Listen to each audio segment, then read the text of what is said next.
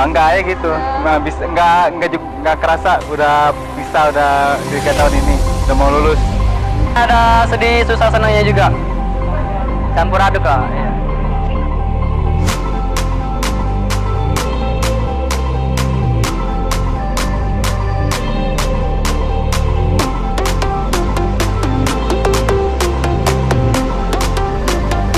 Pesannya ya bagi siswa yang memang sudah siap, alangkah baiknya kalau mereka langsung bekerja. Tetapi kalau mereka misalnya memang ingin melanjutkan sekolah lagi, apa salahnya mereka melanjutkan sekolah yang karena di Palembang banyak sekali sekolah yang bagus, misalnya juga Palkomtek salah satunya. Mungkin siswa kita bisa melanjutkan sekolah di situ.